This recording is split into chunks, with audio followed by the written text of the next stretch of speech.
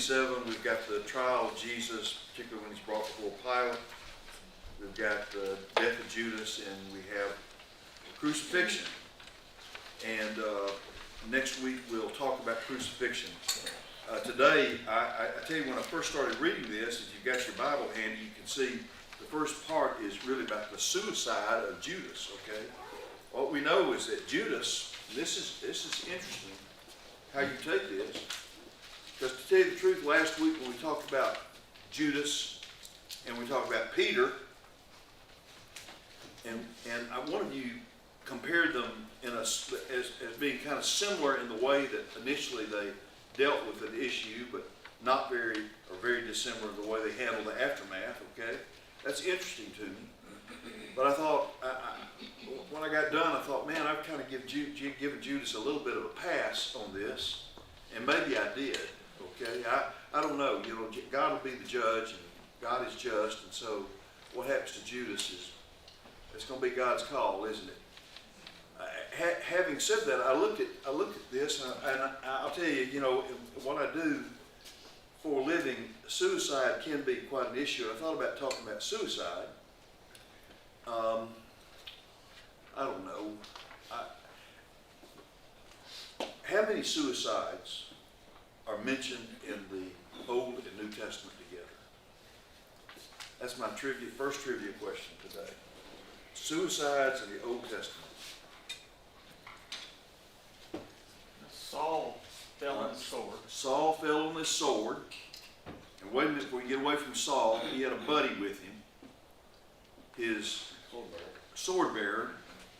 The sword bearer kind of went berserk right there, and he killed himself too. There's two of them. Okay. So Saul asked that sword bearer that assisted in that suicide. Remember? Yeah, he kind of got some help on that. That's right.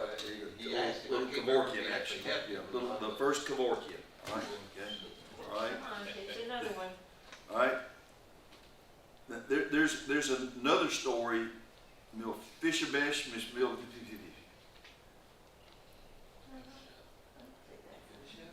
Huh? I think that's right. Is he the one that is the advisor to David? Was pinned down. David was pinned down, and Mephibosheth is Jonathan's son. okay, I may have that wrong. There's a lot of, hey people, it's tough. Okay. One of the advisors advised the king to go after David, and the king didn't listen to that. Instead, listened to another guy. So the guy says, "Hey, we're going to follow part of this." He didn't take my advice. He went and hung himself. That's the third. The fourth is another Mephibosheth. Okay, and I think this one is out of Kings. My memory is Kings 17, 18, 19. It's a king that he's one of the northern kings. His end is coming, so he goes in the palace and burns it down with him in it. We got Judas. You forgot one. Yeah, what's the other Very one? popular one. Oh yeah, there's one more. Samson. Yes. Yes. Yeah, I kind of think that's. Did he really think he was going to get out of that? I don't think so. He couldn't see his way through it. Oh. Okay,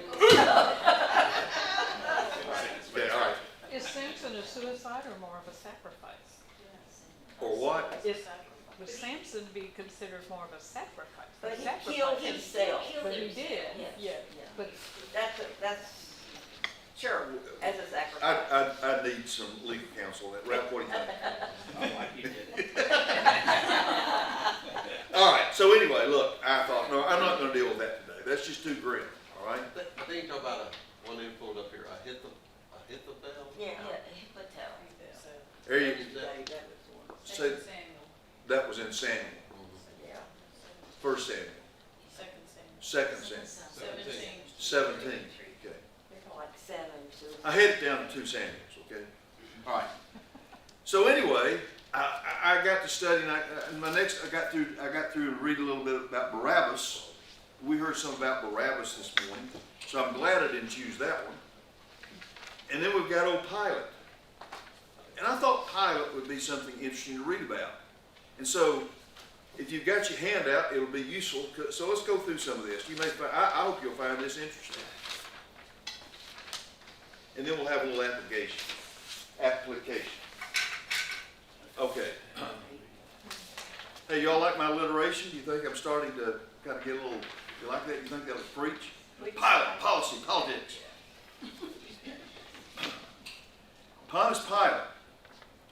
So when you start reading about Pontius Pilate, you can't find very much. You find more in Scripture than you find anywhere. Okay? And I got to tell you, after Pilate resigns his post, is hauled off, okay, you don't hear anything about Pilate.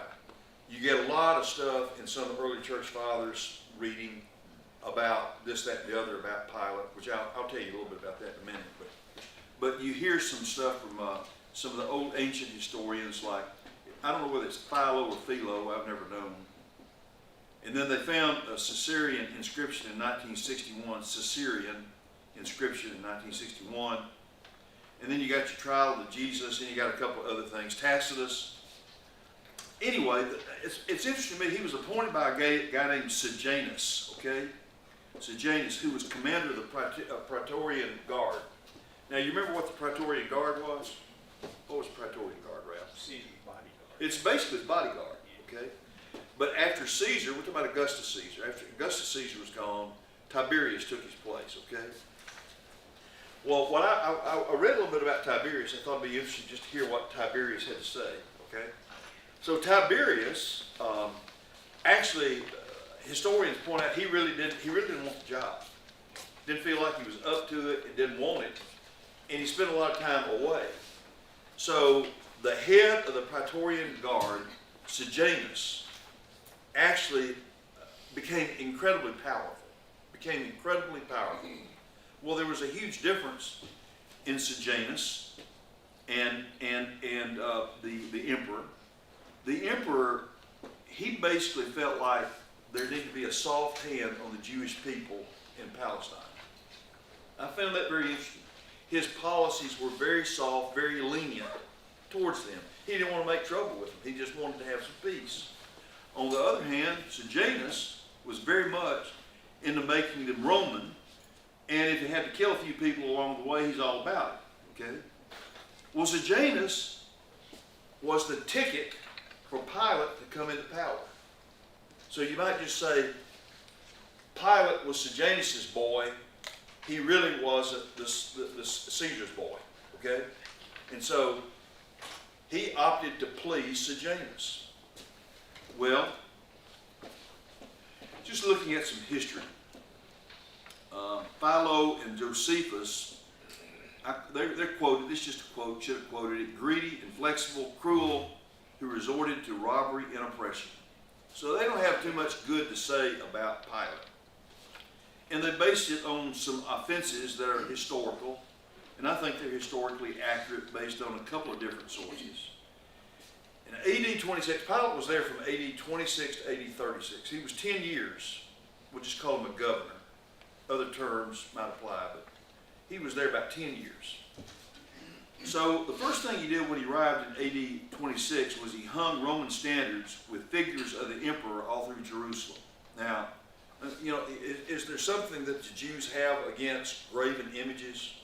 The answer is yes, okay? And they ruled this as a kind of image bearing, okay? So the Jewish people became very upset.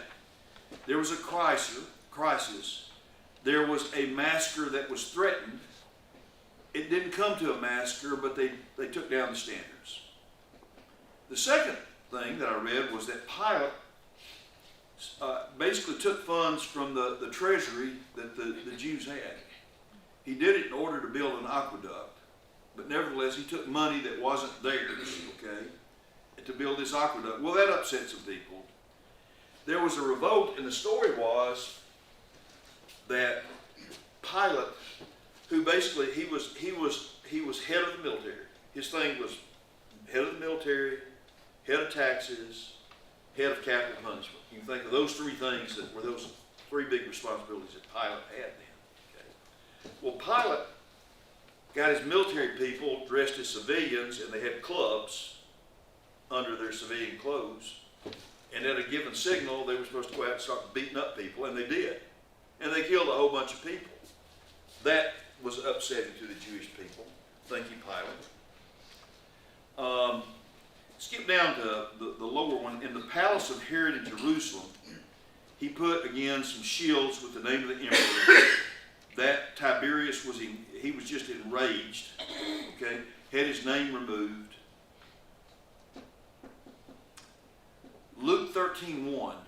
Luke 13:1 is an obscure passage that I'd never really known what it meant. May still not know what it means, but I read an interpretation.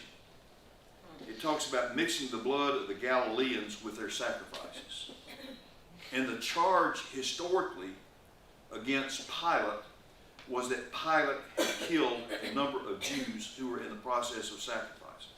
Okay? That's another big turnoff the Jews had against Pilate. And then lastly, in AD 36, a few years after the crucifixion, but there was a Samaritan false prophet. He gathered some followers for a protest. Basically, Pilate made it out that this was an insurrection, and they went in and killed 1,000 people. And the prominent prisoners, they executed them publicly. So, if you read those things, I think you'll come across and believe that Pilate was a pretty rough guy. Okay, he was really kind of a rough guy. In fact, Pilate, for the most part, seemed to align with Sejanus very, very well. Okay? Well, most people believe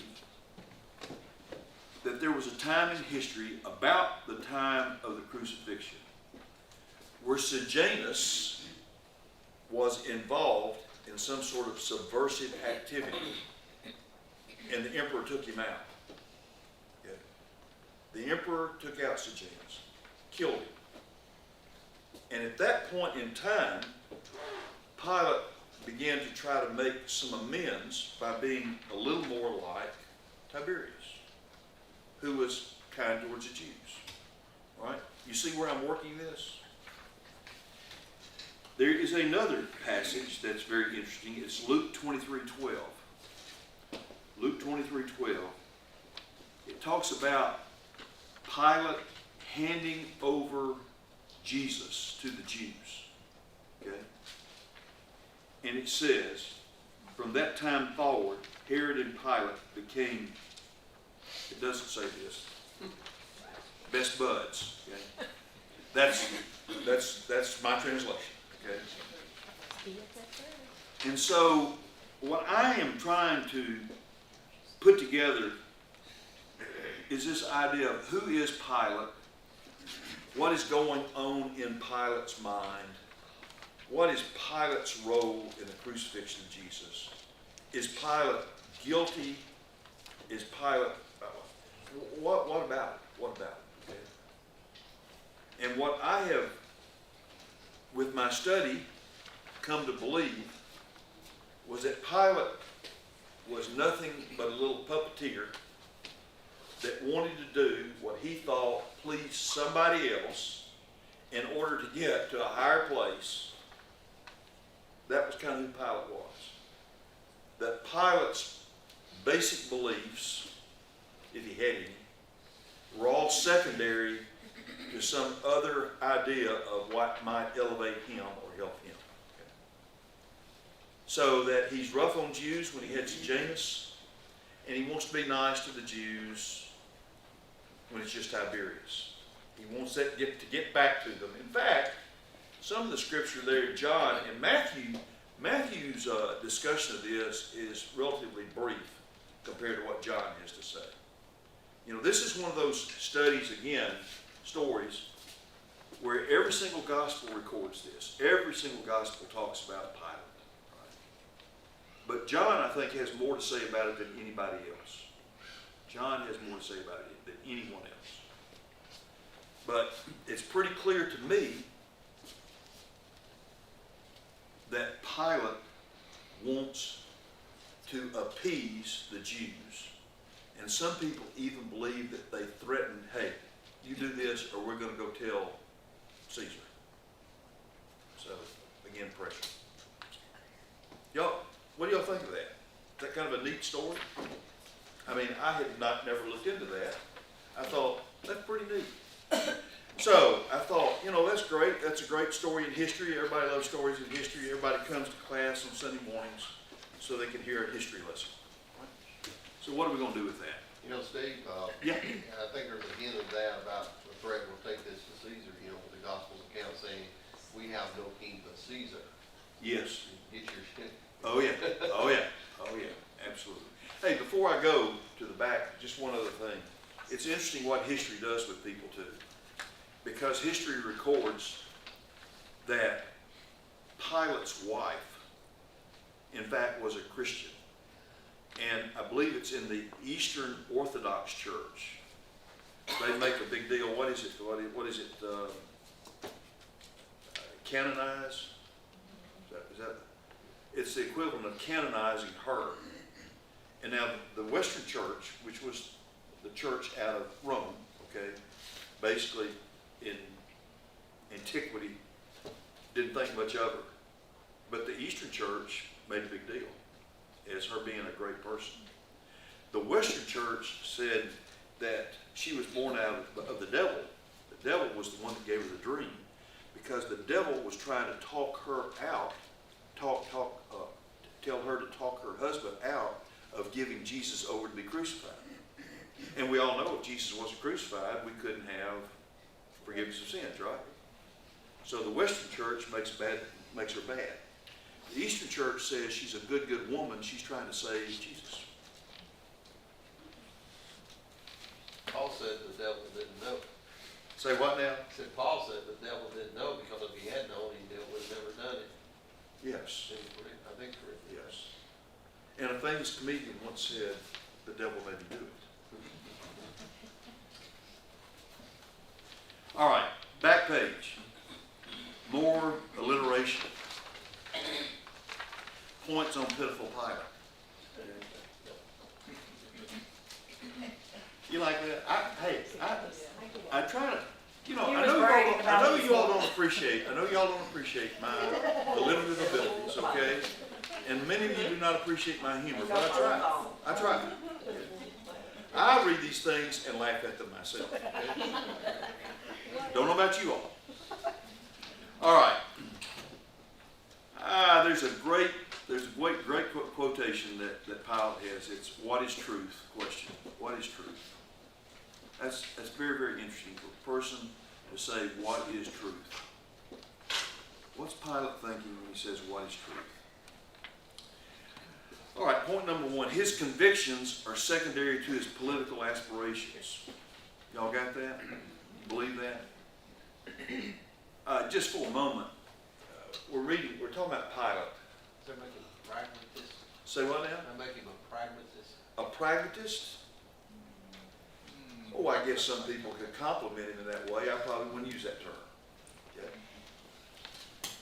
You think there's other pragmatists in our lifetime?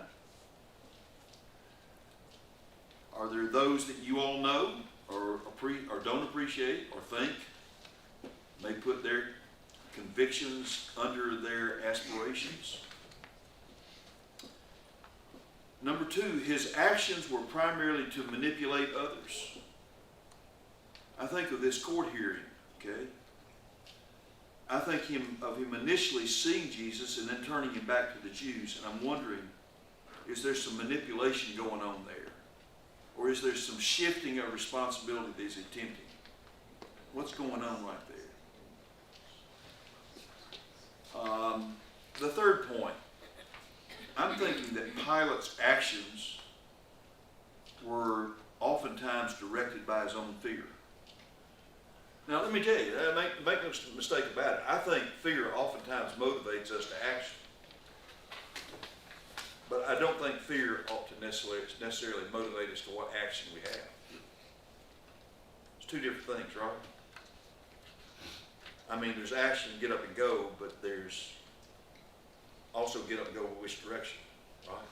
Two different things. Fourth bullet. Oh, I just threw this in. This is just a smear tactic, okay? He was a political weakling. put that there because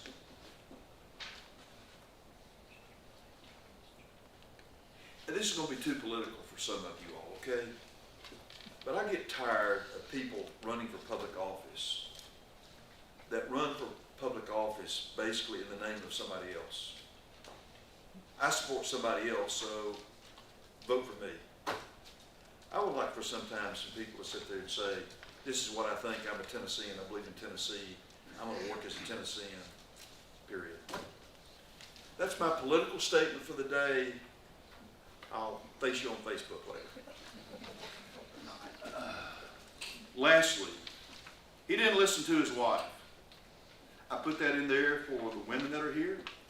Hope you'll get off my back. Thoughts on our own actions, okay? Let's make this personal. Let's make this personal. You know something? We're in a class where we're actually pretty similar, okay? We got similar thoughts, similar positions, so we think similar ways, right? So some of the ideas that I put down here are totally out of place in some other context. In a young group of people, I think they'd be totally, totally different than this. But in us, here's 2 or 3 ideas that I think we face. Opportunities will come. Our response should not be based entirely on self-promotion. You think some of your response might ought to be based on self-promotion? Put that in there. What do you think? Philippians 2, 3, and 4. Do nothing from selfish ambition.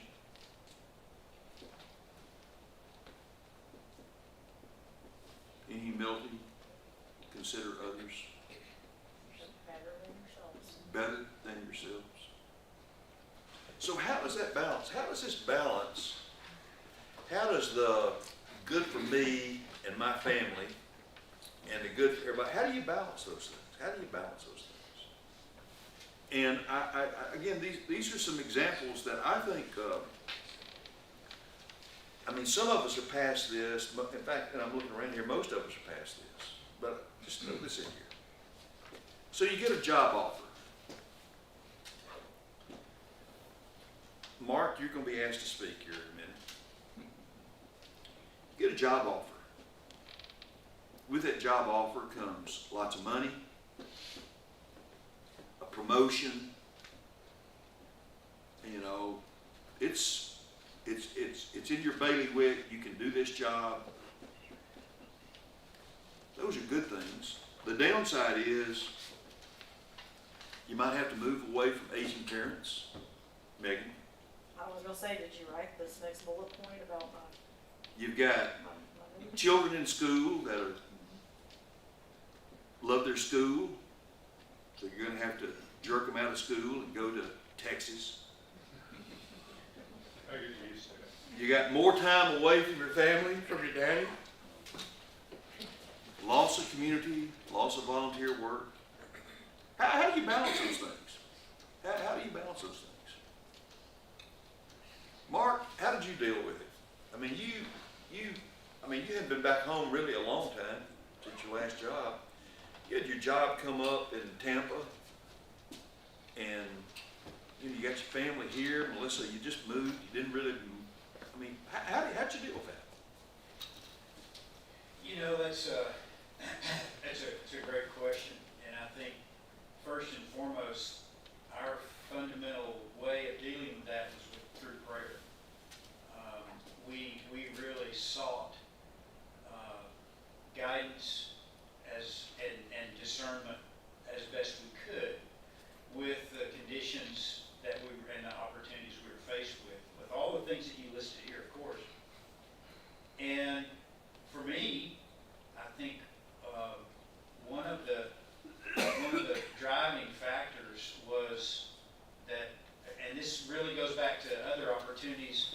You know, we almost moved to St. Louis back in early 2000s or something like that. My work took me. I was working here, and the job moved to St. Louis. Not that I was offered something there, but the job took me to St. Louis. And we were preparing to make that transition and trying to seek God's will and what did the Lord really want us to do. And I'm sure nobody in here's ever prayed that prayer, you know. But I think we came to the conclusion then that it wasn't so much that we should be asking God to show us an answer, but that we should be asking God to give us strength and faith to serve Him in whatever circumstance we were in, wherever we were. That's really interesting. That's a great take, Mark. Not to say, God, tell us what to do, although we did pray that a time or two. But I think we realized that it was more important to seek His will and saying, God, we're going to serve you and help us to serve you faithfully wherever we are, whatever circumstance we're in. Not so much telling us what to do and where to go and when and all that sort of stuff, but wherever we decide to go, we pray for discernment. But wherever we wind up, help us to serve you faithfully in that capacity, in that where we are. Kind of like, God, both of these are good alternatives, and we're not sure, but we want to try to make a faithful decision, and wherever it is we land, we want to be faithful to. I really hadn't thought about that. That's a beautiful idea. We've prayed over things like that many times, and there's many times that we don't feel like we have a clear answer from God. Or maybe you guys do. There's been times when God's answered, but there's been times when God's silent, and you have to make a decision. Yeah. Which way do you go? Melissa, were there times that you sat there and thought, my gracious, did we make the right choice? Well, of course. Oh, yeah. Many times.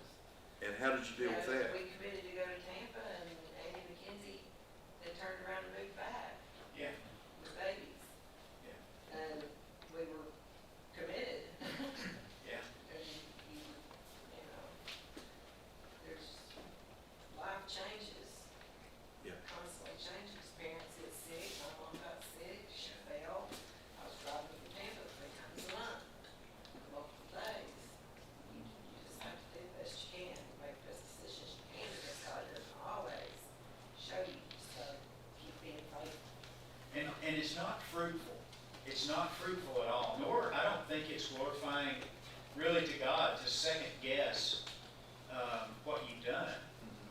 Because you really want to seek His guidance and be faithful to Him throughout any of those circumstances. So even though we might not be pleased with the changing circumstances around us, I think we have to continue to be faithful and put Him as the guiding light in our life.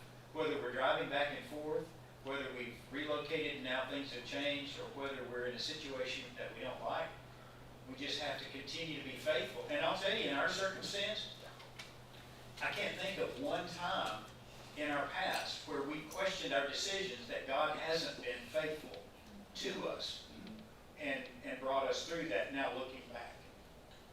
If I were the devil, and I've been told that once in a while that maybe there's a little devil in him, but if I were, I would say, I'd put into your heart, Mark, I'd put into your heart, you need to take this job, Mark.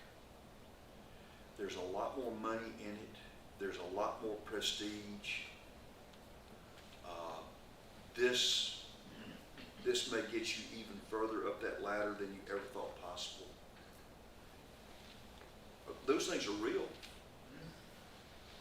How do you keep those under control?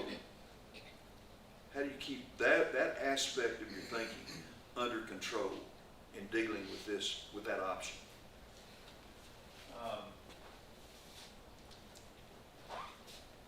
I don't know that there is a answer other than staying focused on serving the Lord.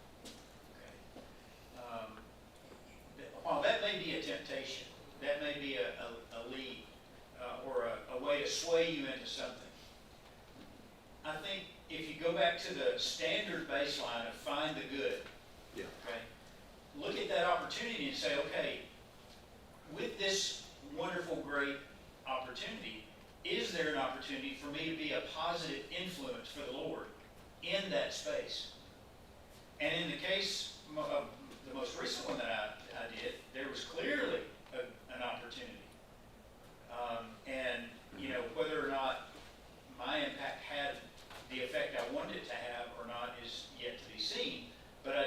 had some effect because of the response that I got from some of the people Yeah. while I was in that space. Has anything changed in the way you think you look at it now as the way you might have looked at it 30 years ago? Yeah. I'd like to think I'm a little more mature now than I was 30 years ago. Well, let's look back on it about 20 years, okay? I'm talking to Megan a minute. She's not prepared for this. I'm not sure I am, okay? Yeah, those of you, I think every one of you know, Megan is our daughter, okay? And Megan's husband had opportunity to move to Abilene and teach there 2 years ago now, Megan? A year ago. A Well, no, year? 2 years. 2 years ago, 2 years ago, yeah. Yeah, and it was a, I would call it a hard move, okay? It was a hard move because they did have children in very formative times of their life, okay? So Megan, talk to us just a little bit about how did you and Greg, Well, the you agreement talk was, about that? I'll go to Peru if we can eventually move back to Tennessee. That's been our agreement. And he brought me back to Tennessee because Lipscomb said they would hire him, and they lied. That's another story. And, we're on TV, Megan. no, I'm sorry. No, we never got, that just didn't happen. Okay, And, he got this job opportunity at ACU, and it was actually the year before Anna was going to complete her senior year. So we had moved our kids multiple times, and Murfreesboro was the longest place we'd ever lived since Peru. And so the question was, do we uproot our daughter before her senior who's year? gonna be a senior? Who we're pretty sure she's gonna get the lead role in her musical, which she's been working toward. Like, do we do that? And it was a really hard decision, and I appreciate Mark saying the word discernment. We discerned a lot in our faith community as well. We talked, we prayed as a family, but we also talked to our faith community, and they were praying for our decision. And so we finally made the decision to go to Abilene. We felt like it was where we needed to go. It's not where we wanted to go, but it's where we needed to go. And the dean at ACU ended up calling Greg and saying, hey, I know this is a difficult decision for you all to discern as a family. Would you consider staying in Murfreesboro for your oldest to finish out her senior year, and you work a part-time job for us, so we'll fly you out for a class and you can teach one online, and then you all make the move in a year? And we were like, we didn't even know that was on the table. And we tell our kids that, and Cohen goes, that's what I prayed for. And we said, what? He said, yeah, I prayed that Dad would get this job and that Anna could finish her senior year. And we were like, so everyone else is a prayer request to Cohen in our family. But it has not been an easy move. Yeah. Because, like you Yeah. said, our Yeah. other two kids. Yeah, Um, have hit it hard. But I have never liked when people say, pray for what God's decision is. I think sometimes God just wants you to make a decision and live for Him wherever that takes you. There's Sounds not, like what Mark says. which is why I appreciate what Mark said. Yeah, that's great. It's a lot of pressure to say there's one decision that's God's decision, because sometimes, like Missy said, you don't hear an answer. And I think God just wants you to make a decision and live for Him. Yeah. Amen. And as men leading families are responsible for taking care of their family, I think men have, and I'm not to put down, but for my generation of men seem to take that role more than women. And, they have a burden, you know, if hosts don't turn this down, how am I gonna provide my family? You know, that's a real factor in families. You have to have work if you're going to provide for your family. Well, thank you both. That's very helpful.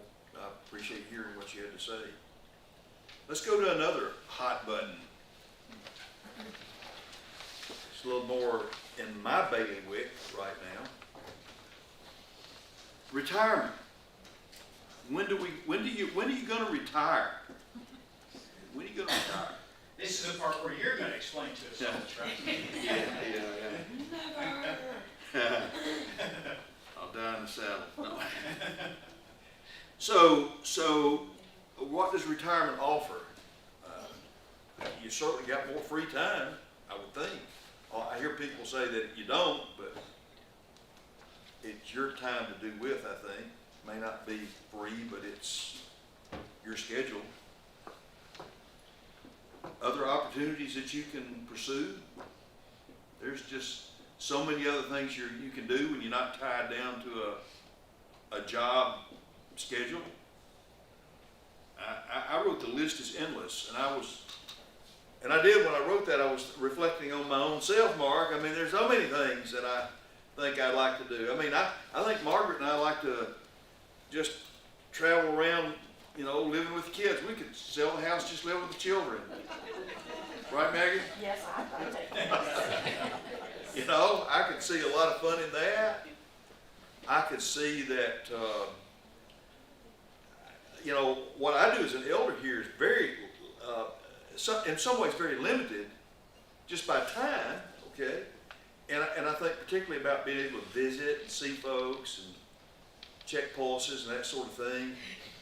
You'd be a lot more opportunity to do that, okay? Then I wrote loss, what are the downsides, okay? The downsides.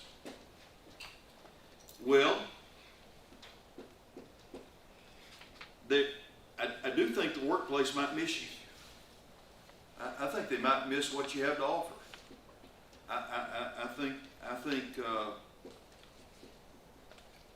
in a very egotistical way, they may not be able to replace me. No, you know, I think you do have those thoughts. I know that there'd be less money. Okay. And I know that when you got less money, I know that you got to be a little more careful with your contributions. You've got some limitations there unless you've really invested incredibly well, and you got a stream there that doesn't let up. So there's some downsides too. There's loss of identity too in jobs. That, you know, people identify so well with their job, and then when they retire, they feel kind of lost. Yeah. Just like a mother taking care of children, and when they go off to school and they become adults, you lose that part of that Yeah. season of life, Oh, yeah. whatever you want to call it. Yeah. And Oh, yeah. It can be very much an identity crisis. Oh yeah, oh yeah. And you know, I'll tell you, for some of you all, I mean, you can't appreciate it, but you know, there is many people that know me by my professional name as know me by my first. Okay, it's just the way it is. So I might miss that for a little bit. So how do you weigh those things? How about somebody, Skip? Not a good example.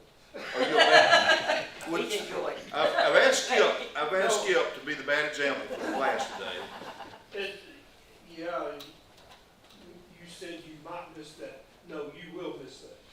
Your self-identity really takes a hit. Yeah. So you do suffer with that. But as I've said many times, is if you're bored in retirement, your eyes and ears aren't open because there are so many things to do. As I told Kim last week, I said, you know, my schedule for next week is kind of wide open. Well, now I've got 2 things tomorrow I got to do. Thank you, Kim. No, it's not her part, it's my part. It's something that I have taken upon myself to go to take care of type of things. So yeah. Did you struggle with when to retire and when not to? I mean, was it a financial decision? Was it? I mean, how did you make that decision, Skip? Years ago, probably about, I don't know, 10, 15 years ago, I wrote 3 dates on my computer monitor. And put it on a sticky note and hung it on my monitor. One was when I turned 62, that I'll be eligible for retirement. One was, I guess when I can't remember, the other one was 65, and I think the other one was 66 2/3. That's when I became full vested in there. And I said, any weeks, and I would feel comfortable to go. Well, things happened in the workplace, and that kind of forced my hand, so I went I didn't go at 62, I did go at 60. So I'm gonna ask you a question. This is gonna be a hard one. I hope it catches you a little bit by surprise, but I want you to deal with it. What did you do with the verse that you had printed out? Not your will, but not my will, but thine. What did you do with that verse and that decision? Or was that even a consideration? That really wasn't a consideration. That's pretty hard, isn't it? That is. Well, let me ask you, we're all buddies here, okay? And it's just this is very personal, it's very much between us and being here before the whole entire world. Okay. Should that have been a consideration in retrospect?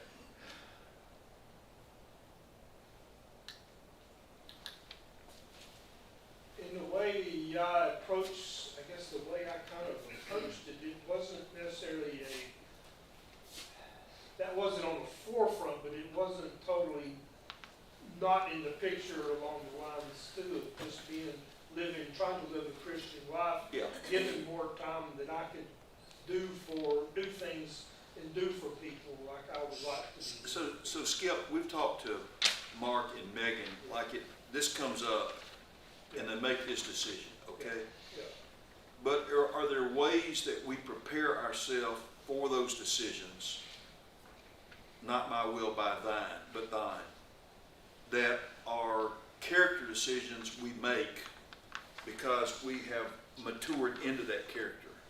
So you may not have it written down, Right. but might you have lived it just the same? Yes, I mean, agree, like what Megan and Mark said very well is the fact that make a decision and then you hope that you get to go and do things like you really,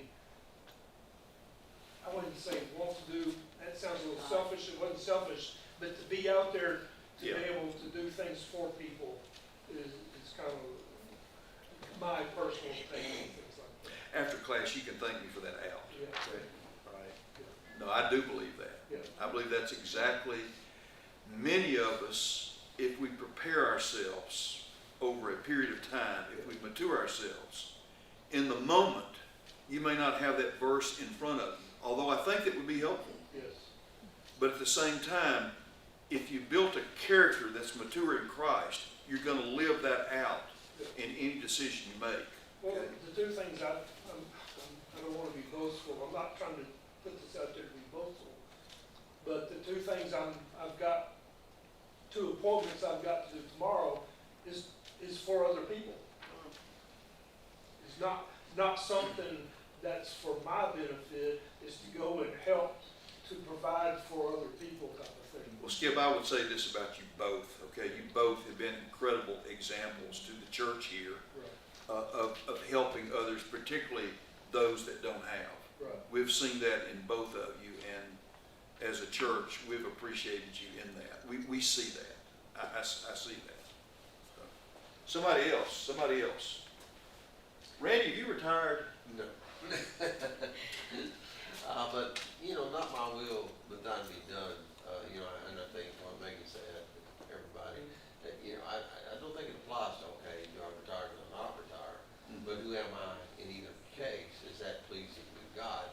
And so it's not about the what or the where, it's about the who. And, Very good. And to me, so who am I? Well, if I'm retired, I'm still hopefully God's servant that lives exemplifying Christ living in me. If I'm still in Centerstone, hopefully I'm still Christ living in me. Yeah. Within that context, there's still things, there are things I will do. There's a lot of travel to do. There's a lot more time to be with grandkids. But again, even that is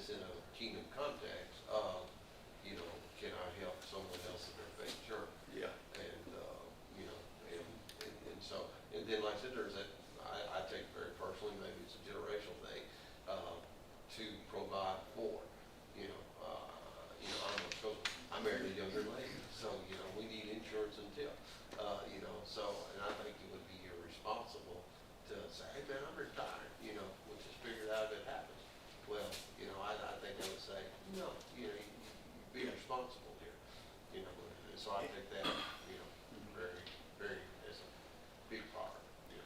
My philosophy of retirement is pretty simple. You don't retire from, you retire to, okay, or for. It's always, no Christian retires on God, okay? God's got us all here for purpose, okay? And we live that purpose whatever situation we find ourselves in. Joe, how about you? I struggle with retirement a little bit because I bet you have. I miss it, you know. Yes. I miss having things to go and do, but, you know, I find I'm able to, I don't know, I'm still working through it, to be honest with you. Yeah. But, Yeah. I mean, I work way past the retirement, well, not way past, it's just like a little bit further than some people have, you know. I mean, I was drawn, off on full retirement and still working, so that extra money was nice. And I kind of miss it, and there's things I could do with it and stuff, but you know, I'm still in that learning process. And I'm able to do more. I do a lot more up here than I was able to do. So in some ways it's been good. I was thinking about when y'all were talking about moving and stuff. You know, Kelly and I kind of had that same situation when we moved to Tennessee. You know, I lost. We got caught in downsizing. I had to think about the family and even parents and stuff, you know, and we left. Of course, Kelly's and all of our parents passed away within 3 years after we left. So maybe it was a good thing that we left. I mean, we didn't. I guess not the good thing that we left, but it's a thing that we didn't look at to hold us back from providing. You know, I mean, the whole reason I came here was to provide for my family. Yeah. So, I don't know. It's tough, but you know, we really miss being away. We still got family out in the godforsaken land that Hey, you don't like. some of us anyway. love. Anyway. He was quoting somebody. Joe, God forsake it. Joe is still at heart in Texas. I'm telling you. Boy, we just have a hard time getting him out of that foreign land. But retirement, you know, like I said, I'm getting used to retirement. It's just a learning curve and Yeah. stuff and things. So. Yeah. But it's different, you know. Yeah. Anybody want to share? Anybody?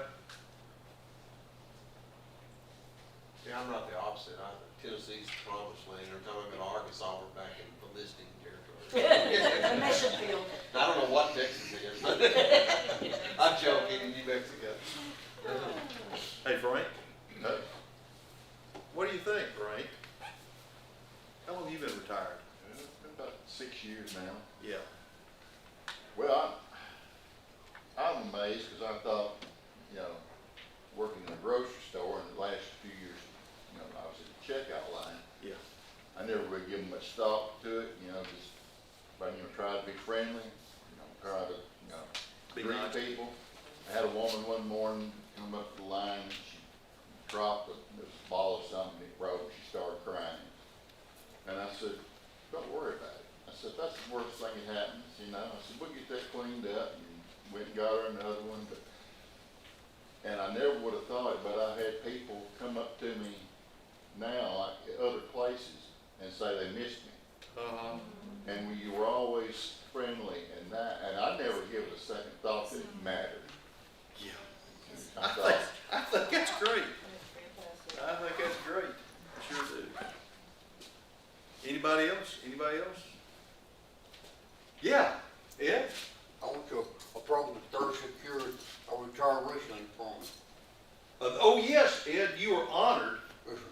You were honored at, it was at the Skills Yes, sir. Yes, sir. Development. Yes, sir. You were there and they honored Ed because Ed had been there any number of years in skills development. And you hung it up only about 4 or 5 months ago, Yes, sir. something like that. They were, they gave you a big cake Yes, sir. Yes, sir. and ice cream, I'm sure. Yes, sir. That's the reason you went, probably. Yes, yeah, we're real proud. And we're proud that you've got extra time. And I don't know whether you all have noticed, but on a Sunday morning, over here on this door, Ed is there welcoming. And I think that's been pretty special. A great smile that Ed brings to people when they come here. Now, what my last thing, yeah, hey, it's the last one I wrote. How do we deal with situations in our life? And I put, you witness an injustice. What do you do with it?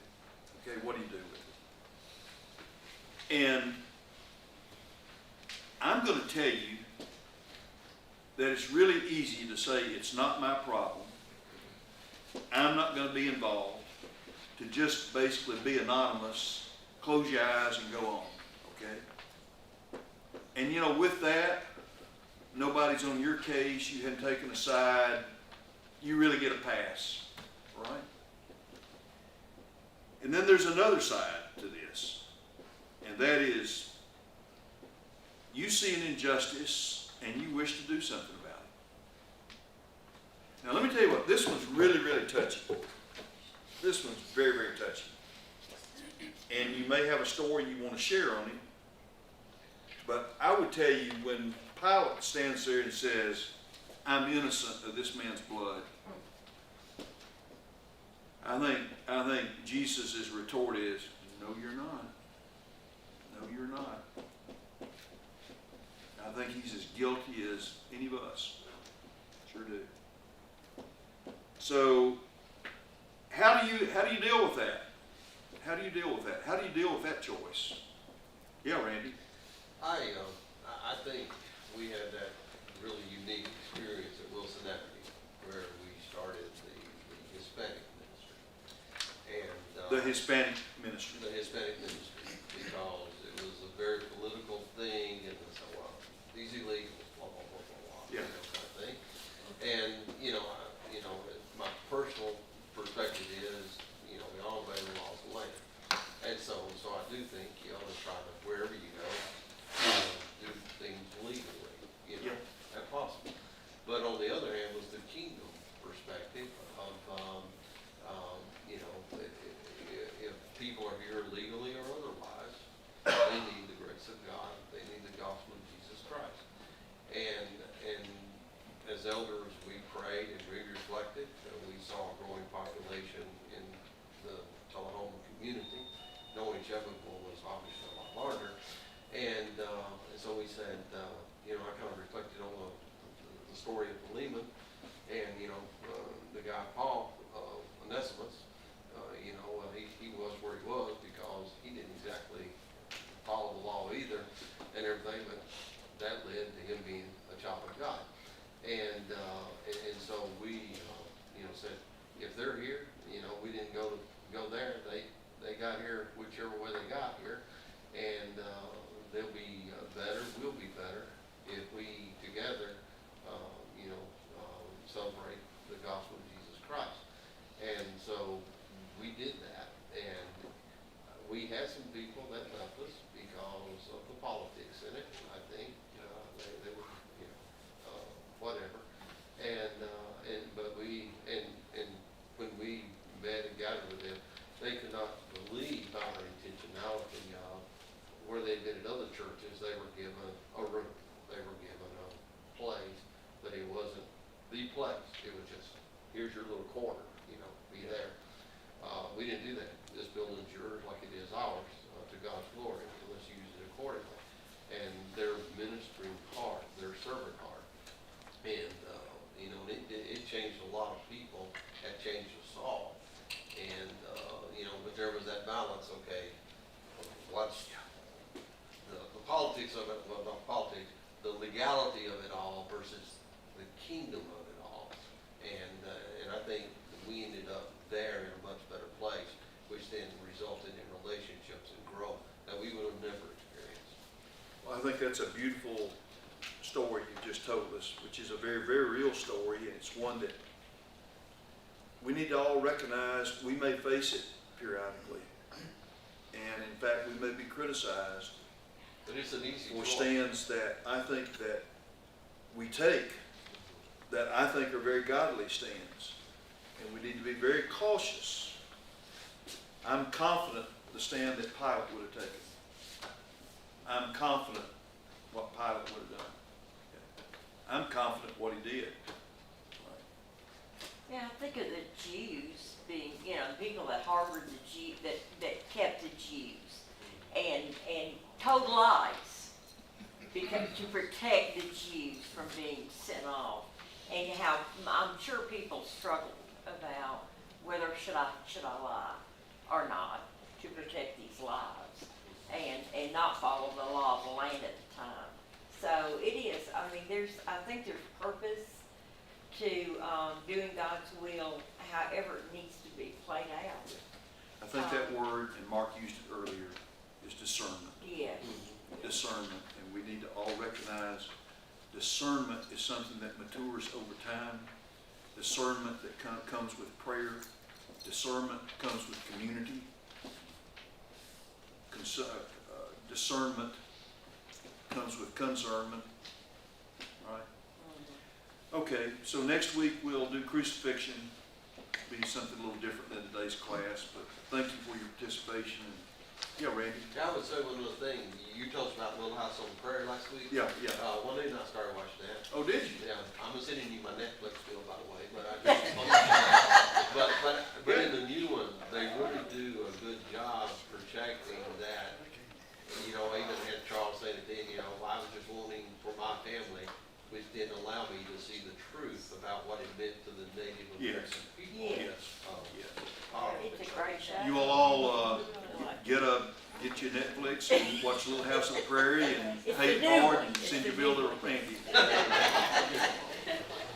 Love everybody. Yeah, some more than others.